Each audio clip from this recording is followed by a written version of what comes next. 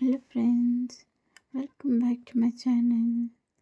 ಇವತ್ತು ಸಂಡೇ ಇರೋದ್ರಿಂದ ಸಿಂಪಲ್ಲಾಗಿ ಕಬಾಬ್ ಪೌಡರ್ ಯೂಸ್ ಮಾಡಿದೆ ಕಬಾಬ್ ಮಾಡೋಣ ಅಂತ ಅಂದ್ಕೊಂಡಿದ್ದೀನಿ. ಬನ್ನಿ ಹೇಗೆ ಅಂತ ನೋಡೋಣ.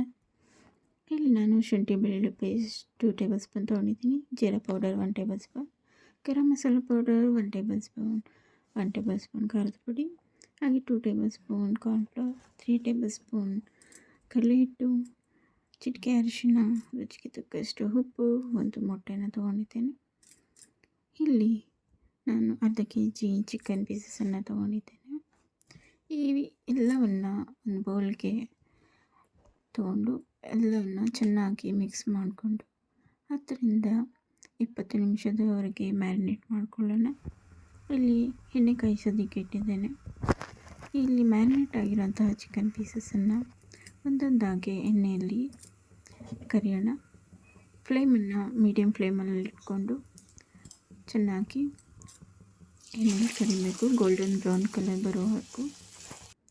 ನನಗೆ ಈ ರೀತಿ ಮನೇಲಿ ಮಾಡ್ಕೊಂಡು ತಿನ್ನೋದಂದರೆ ತುಂಬ ಇಷ್ಟ, ಅಷ್ಟು ಟೇಸ್ಟಿಯಾಗಿರುತ್ತೆ. ಹೀಗೆ ಗೋಲ್ಡನ್ ಬ್ರೌನ್ ಕಲರ್ ಬರೋವರೆಗೂ ಎಣ್ಣೆಯಲ್ಲಿ ಕರಿಯಿದೆ. ಹಾಗೆ ತುಂಬಾ ಟೇಸ್ಟಿಯಾಗಿತ್ತು ಇವತ್ತು. ಈ ವಿಡಿಯೋ ಹೇಗಿತ್ತು ಅಂತ ಕಮೆಂಟ್ನಲ್ಲಿ ತಿಳಿಸಿ. ವಿಡಿಯೋ ಇಷ್ಟ ಆದರೆ ಲೈಕ್ ಮಾಡಿ, ಶೇರ್ ಮಾಡಿ, ಸಬ್ಸ್ಕ್ರೈಬ್ ಆಗೋದನ್ನು ಮರಿಬೇಡಿ. Thank you.